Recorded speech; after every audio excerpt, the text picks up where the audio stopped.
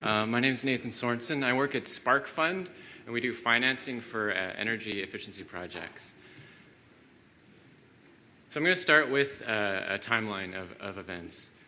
2008, in Surrey, British Columbia, Canada, a grad student's working on modeling the psychological effects of playing difficult video games on video game players. And they had a model that involved continuous variables that changed over time and discrete finite state machines that could transition instantaneously. And they knew how to deal with continuous variables from their undergraduate calculus courses, and they knew about finite state machines from computer science courses, but they'd never actually seen how to combine these into one formalism. So they went ahead and did what most grad students do and followed their heart and just sort of made something up that seemed reasonable and got a paper published. Next we go to 2011, downtown Vancouver. Here we find a software engineer working on software geared towards young children. So the animations had to be snappy and the interactions had to be smooth. They wanted to incorporate ideas from functional reactive programming into the program, which worked great for the animation side, but didn't seem to be a perfect fit for the interaction side. So they mixed and matched ideas from here and there, just sort of making something up and just shipped it, TM.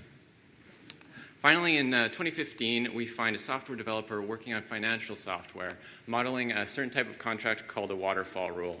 And in these, you pay certain investors when certain properties hold until the finances change, in which case you pay different investors according to different rules.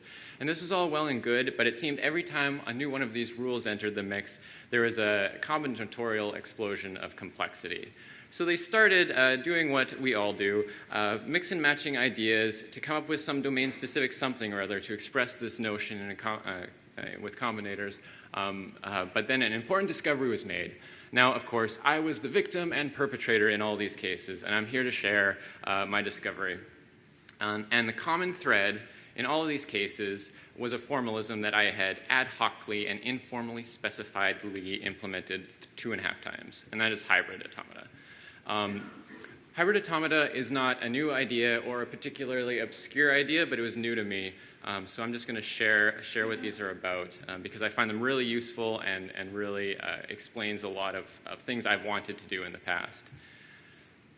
This formalism comes from the electrical engineering community, so it's used quite often to model things like thermostats and other robots that control the physical world. These are cyber-physical systems, which we just heard about if you happen to be joining us from the room next door. It also can be used to model communication networks or anything where there's resources under contention, things like traffic problems, also growth problems, so epidemic models, urban growth, chemical reactions, and a whole host of other things. So they show up all the time. And I also want to say that not only is this a good tool for thinking of problems, I think that it implies a good way of programming similar types of problems. And so that's where I'm going to talk about hybrid expression, which is a library we've written at SparkFund for programming with these sort of systems. It's not open source yet, but it will be quite soon. The reason we like hybrid expression is that it's based on an actual thing. Now, there's no problem inherently with writing a specific problem that exactly is tailored to your use case. But it's nice to know if you're building something that's been used by a lot of people. Now, these reactive dynamic systems have a lot of pitfalls. So if you are using one, if you're basing this on something that has been in use for 20 years, odds are someone else has run into the exact same issues you're facing, and there's words to describe these problems. We know naming things is hard, so why not just use names that have already been identified. It handles edge cases for you, so like the waterfall rules, which I mentioned, which I'll show some examples of. And there's also nice properties that compose when you use hybrid automata. One nice property that we like when writing financial software is that in certain situations you want money neither to be created nor destroyed, so transferring money between bank accounts. Like it as we may, booking profit based on software bug is not a viable business model. So when we have these two hybrid automata, we know when we compose them, the composition will likewise not create or lose money. So we don't have to reason about it every time we add a new rule. And finally, to evaluate these systems, you have to choose some notion of logical concurrency. We got to pick, so we chose a deterministic one, and this is a nice tool to have for just modeling business logic that is conceptually concurrent. So for example, you get paid a certain day every month and you have to pay other people a certain day every month, this is logically concurrent. You don't actually need to use threads or core async to talk about these logical business processes, and you don't need to worry about non-determinism or computational efficiency. You just want some logical notion of concurrency. So you get that sort of as part of the package.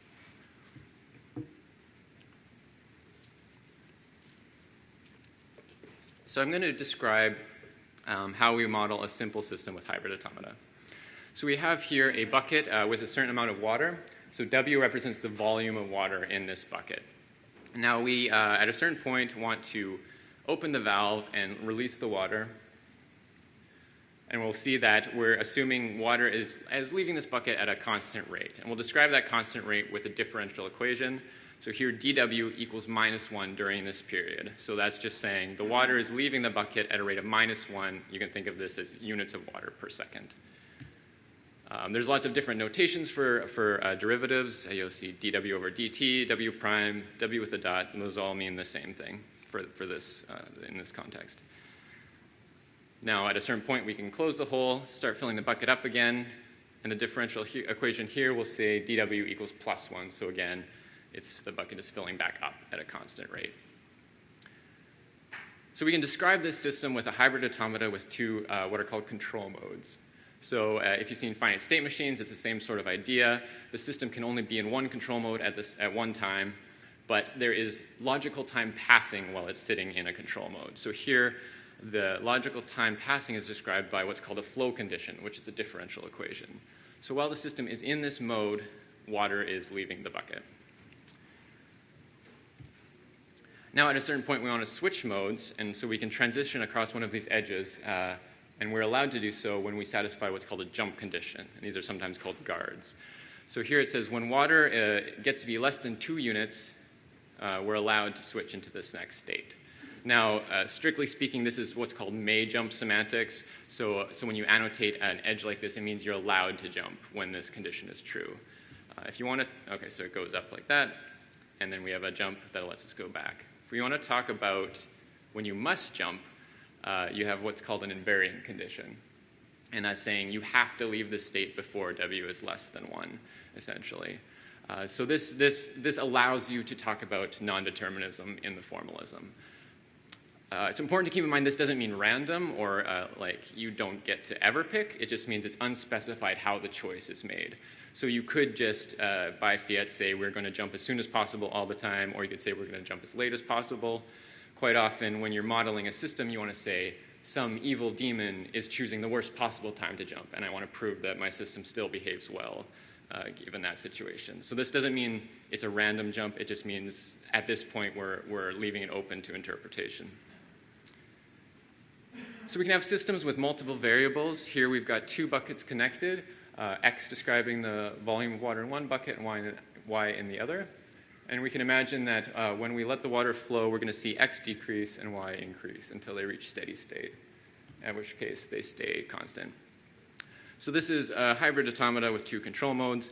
One where water is leaving one bucket at a rate of 1 unit per second and entering the other at a rate of 1 unit per second, and one where it's at a steady state. And the thing I want to point out here is that this is where we see that conservation of resource property. Water is never created or destroyed, and we can see that in the equations because each control mode, the differential equations sum to 0. So that means for every water coming out of the X bucket, it's going in equally to the Y bucket. And likewise, 0 plus 0 is also 0. So that's a conservation of resource property that we can inspect visually. And I also want to show fancier differential equations. So here we have a growth equation. So here the derivative of x is proportional to the value of x. So dx equals 0.2 times x. And this can be a case where you have exponential growth, for example, bacteria. So if you imagine this to be a petri dish where bacteria is growing. Now if we start without any bacteria, there will actually, the value of x will always remain 0. So at a certain point, somebody has to sort of dump a spoonful of bacteria into this dish. At which point, now that the population is seeded, it will proceed to grow exponentially. And you can do the opposite and scoop some bacteria out, and it will proceed to still grow at this exponential rate. So this is always one constant equation describing this growth. So how do we describe these events of adding and taking away? So we can model that with these self loops that stay in the same mode, but are allowed to sort of do something along the edge. So here we can see we're allowed to set the variable x to x plus 1 as we transition along this self loop. And this is a different equal sign, so this is your sort of standard mutable variable type update. And this is something you can only do instantaneously while going along one of these edge. It doesn't make sense to reset something while you're in a state of continuous motion. So likewise, we can have another edge that represents taking something out, and that is set x to x minus 1. So this is like decrement x.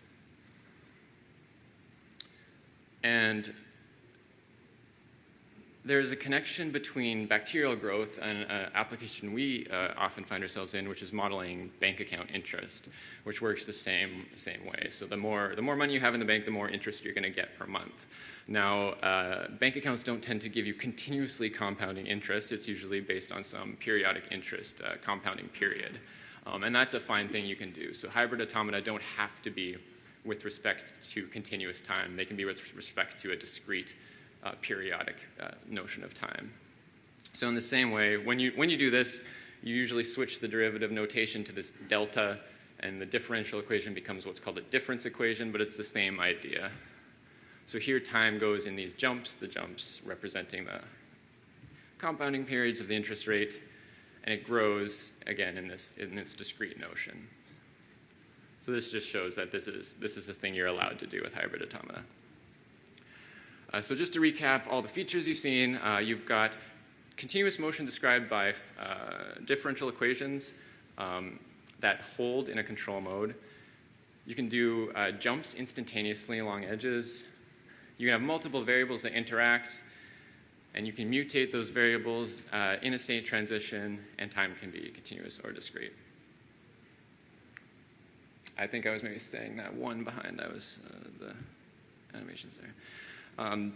So I'm going to move on to fancier examples, and these are the waterfall rules.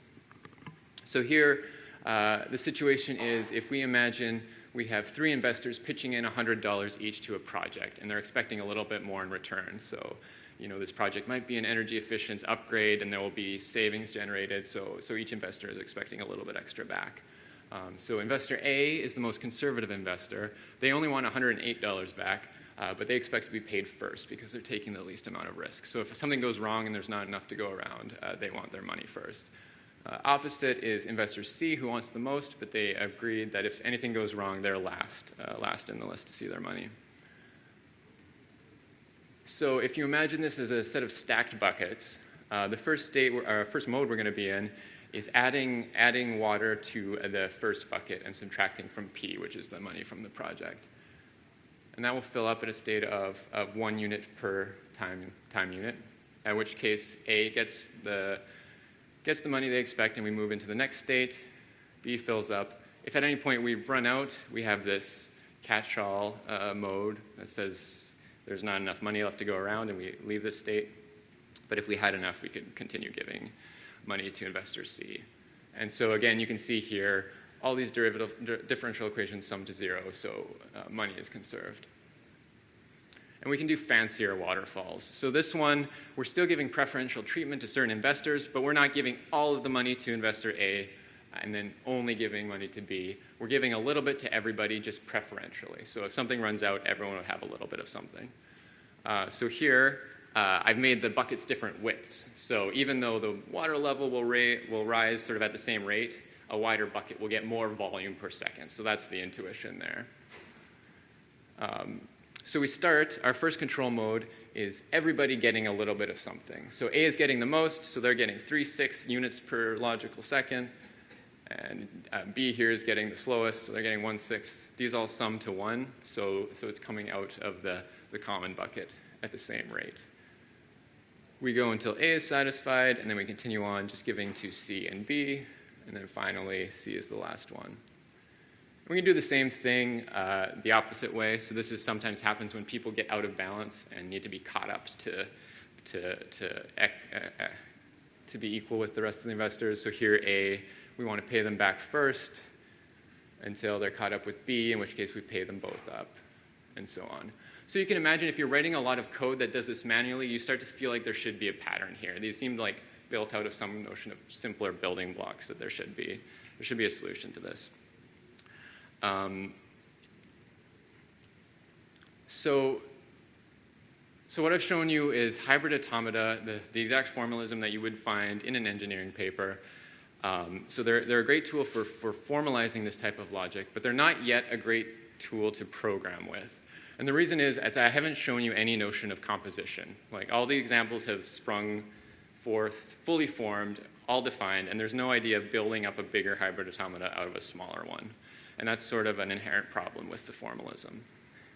So that's dealt with. One way of doing that is to take what's called an algebraic view of it, and that comes from a couple papers that our library is based off of. One is Algebraic calculi for hybrid systems, and the other is differential dynamic logic for hybrid systems.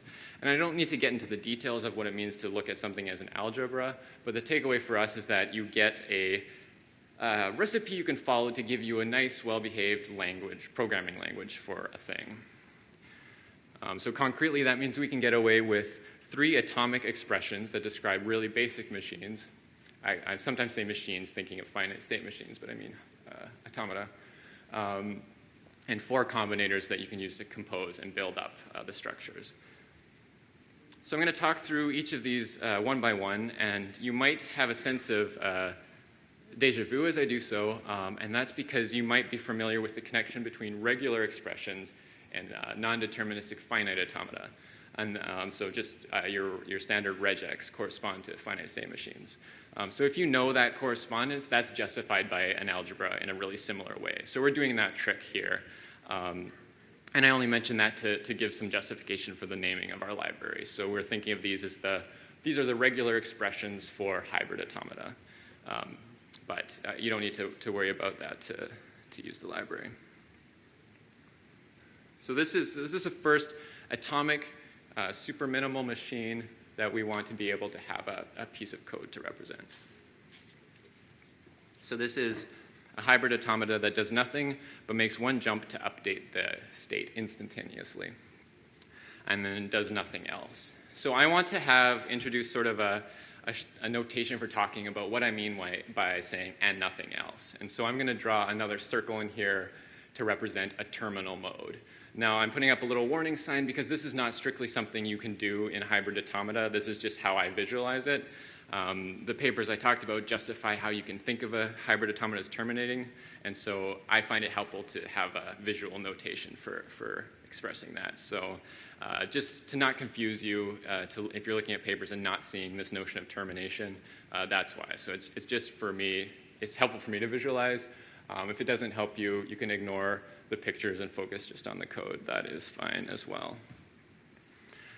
So the code that represents this super basic automata, I'll also try to call them hybrid process too, because strictly speaking, automata don't terminate, but I might slip up and still call them automata.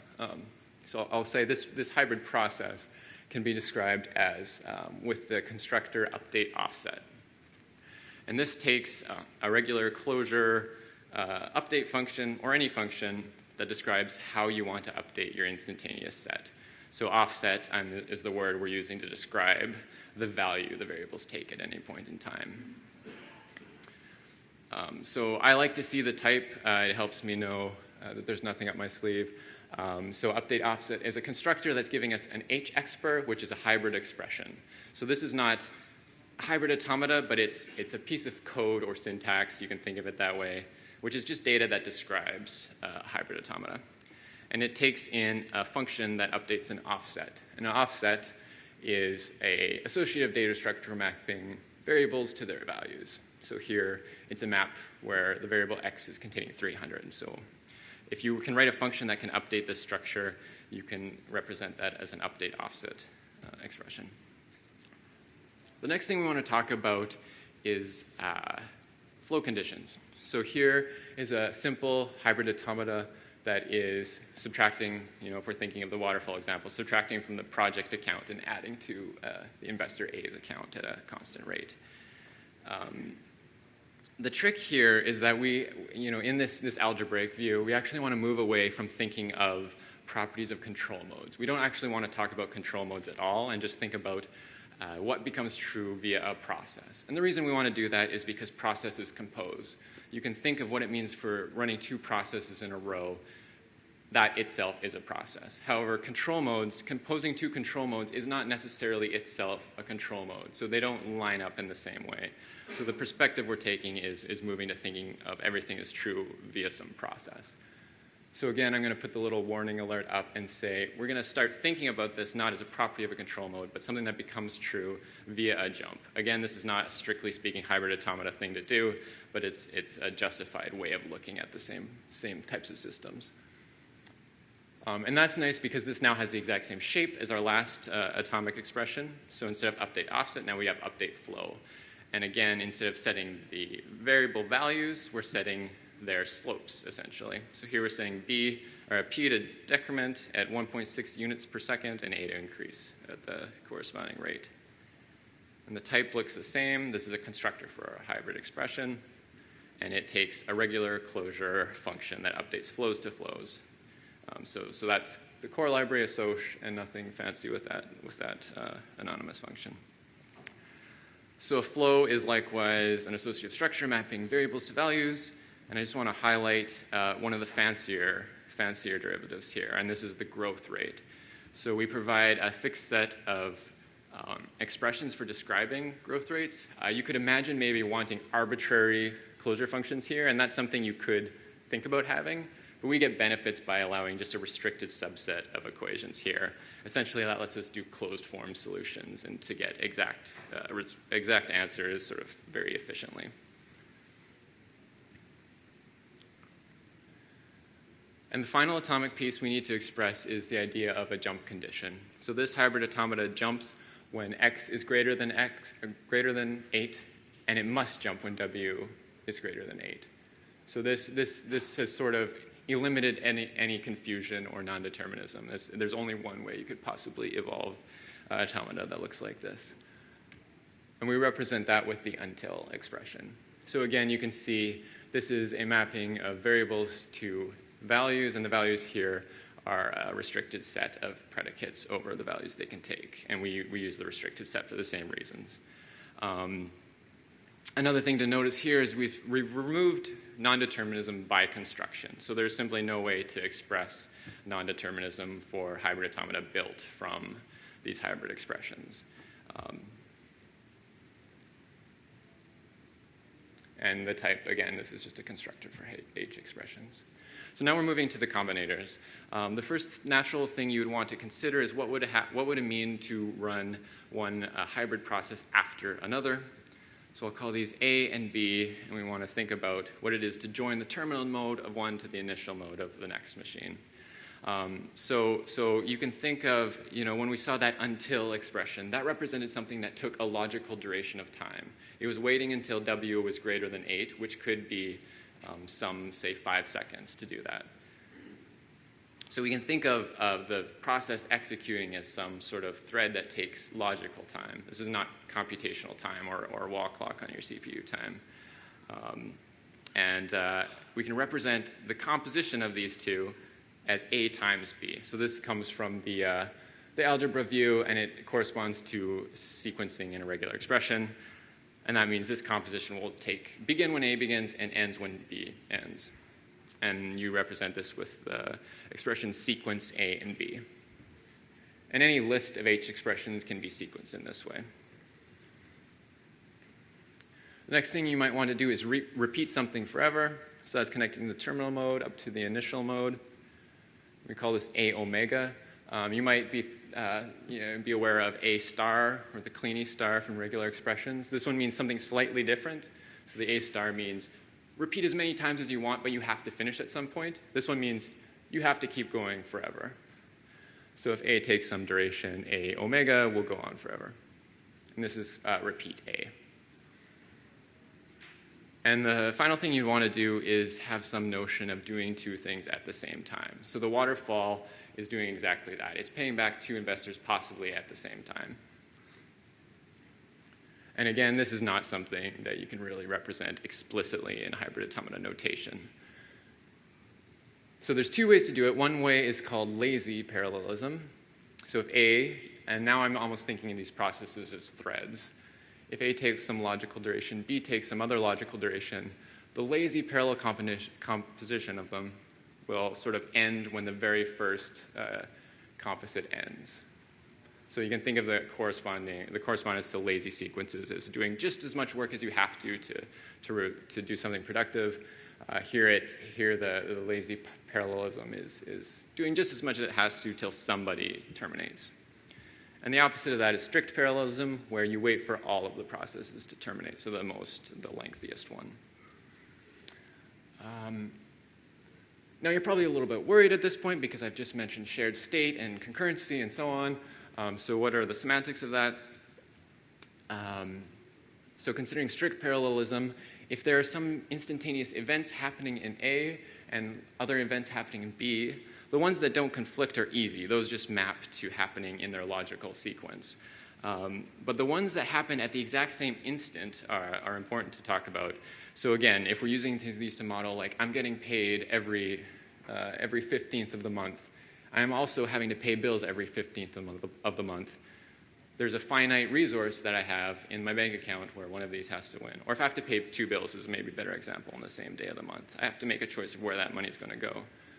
So that amounts to resolving this two things happening at the same instant. So we resolve that deterministically as leftmost wins. So A will happen logically instantaneously before B. So that's just a choice we've made, so it's always deterministic. If you put something on the left, that means instance resolved to it first. And so that's just that's the deterministic rule we've used in this library. So again, these 7 constructors let us build up all of the hybrid automata examples we've seen up to this point.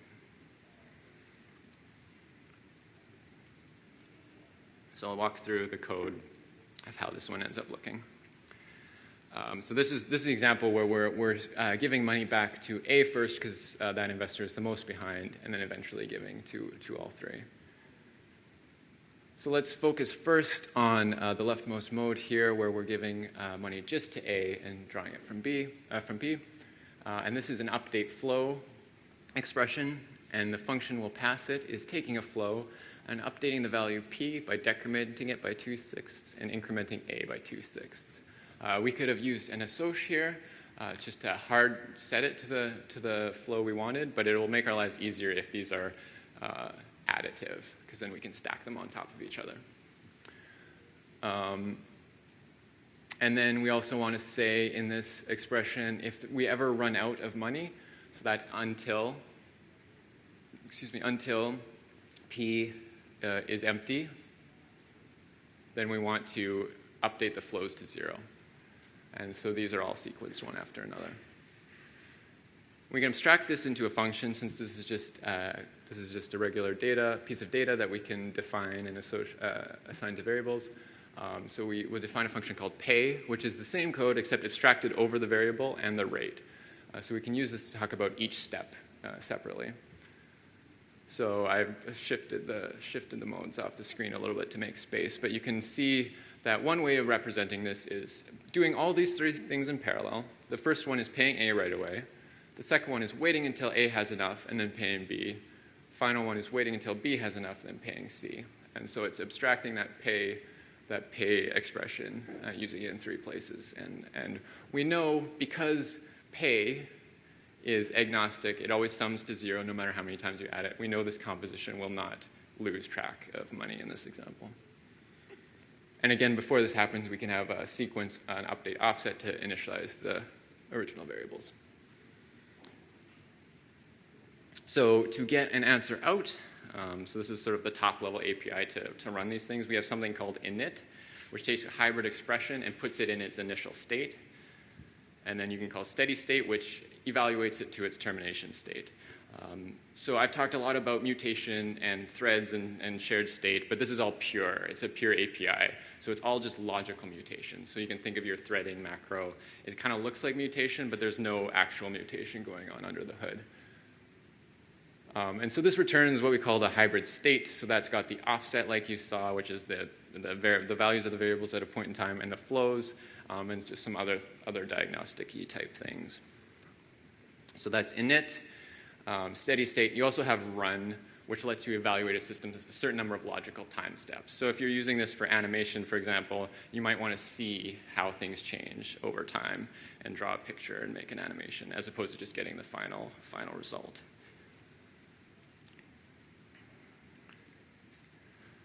So there's a really close connection to hybrid automata and functional reactive programming. And I don't know how familiar you all are with FRP, but this is the biggest thing in the back of my mind, is evaluating. These seem almost identical. Like, what is the difference between them? And I think this could, probably merits its own talk. But if you permit me a little bit of hand waving, I'll just kind of say how I have started to see the difference. So I see hybrid automata as kind of a subset of really well-behaved systems. These are systems that are mostly defined by differential equations, except for a few instantaneous points where they can jump around. Now, the model of functional reactive programming is talking about any function of time. So this includes those ones, but it can also be quite arbitrary functions that are really unpredictable and have no closed form anything. So in some sense, FRP is more general. I think you could implement hybrid automata constructs on top of FRP, but I also think you lose something kind of important when you go to such a general space. And that is because you can admit any type of function of time at all. The only way to inspect these functions is to sample them at specific points in time. So the more accuracy you want, the more you have to sample at some point. And so this just means either you have inaccurate results or they take a long time to compute, but it seems like the wrong type of tool if you're looking for exact numerical results. So for hybrid automata, because we can preserve closed form derivatives, we can, when we ask how much money each investor has, it's a quick calculation that calculates just the interesting points and does it basically the same type of algorithm you would do on paper. Whereas FRP would have to be sampling, for example, on the penny scale and looking for when to switch rules or something. There's ways around that, obviously, but my gut feeling is that as soon as you've got something satisfactory in FRP doing this type of use case, I think you'd have something similar to hybrid automata at the end of the day. For games and animation, you clearly care only about the motion. You don't care about the actual numerical results, so that's maybe not a concern in that case. Hybrid automata also, and this is from hybrid automata when created with our hybrid expression library, give you a different notion of composition as well. So in FRP, the units, the data that you're composing are time-varying values, whereas in hybrid automata, you can now compose processes. So processes can actually be consuming and adding to different variables as orchestrations. So it's a different unit of composition, especially when you're dealing with state and resources under contention. So for our use case, this is essential complexity that we have to model. So not even thinking of a side effect of giving people money, but even promising someone money has a side effect of you can no longer promise that dollar to someone else. So not double counting in an accounting algorithm is actually a side effect. So somebody has to represent the fact that you've now promised this to a certain account. You cannot promise it again. FRP is pure, which is a good thing, but that means it doesn't model state for you. There are ways to do it, but you have to decide on how to do that. So that idea of these processes that are working together on some finite shared set of state, I think is a key reason you'd want to use something hybrid automata-like, because otherwise you're on your own. So that's a quick overview of our library. Again, it's not open source yet, but it will be soon. When it's done, it will go up on our company GitHub page. And that's what I've got for you today. So thanks for your time.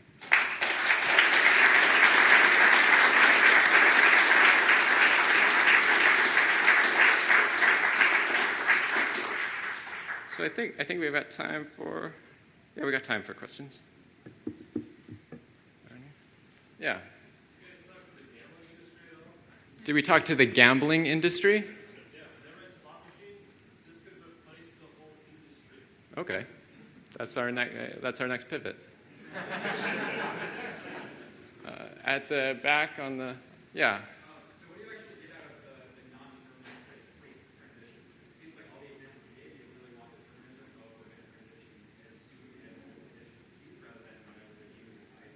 Yeah. So the question is, why would you ever want non-determinism? So yeah, we've erased non-determinism because we want these to specify processes, and we don't want them underspecified. But quite often in papers and engineering stuff, they're writing specifications that you want your systems to adhere to, right? So there you can be a little more loose to say, it has to leave in this range. A satisfactory implementation will do something correct, but you're not actually over-specifying the implementation. So that's sort of looking at hybrid automata as a spec as opposed to our use case, which is an implementation. We want it to serve as the implementation. So that's why we don't. A use case I've thought about is maybe if we thought of hybrid automata almost to parse behavior. So if you saw a mouse moving, and maybe gesture recognition, you would try to parse that into a hybrid automata, in which case you would maybe want to recover that non-determinism. So that's something to think about, but that's not how we're using them. Yeah. Does the library support higher derivatives? So like second order derivatives and so on. Yeah. So the trick to do that is like an ordinary differential equation trick, is where you have two variables. So you have one variable representing, velocity, and the second one, acceleration, is the value of velocity multiplied by gravity or whatever. So you can build up higher order derivatives by giving them each a name, basically, and that's sort of the standard trick to do that. Yeah. Is it at all useful to extend these in the same way that we extend finite automata with like a stack or a tape? Is that meaningful? Oh, interesting. I feel like you probably have way more than that already because you have state you can write to. I haven't really thought about that. So like you can set a variable and you can like hold the number 3 in somewhere. Do you know what I mean? So like x could hold the value 3, and you can do a transition and put 4 there. So I feel like that's a lot of power already. So having a list, maybe that would give you more. Maybe. I feel like if you can loop and put numbers, I feel like you would almost have infinite power at that point, but you're right, maybe there are extensions where you could get a little bit more. And it might be more natural to program with those things.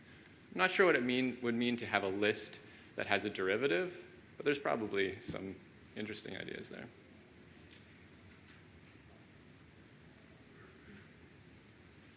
Cool, great. Well, thanks for coming.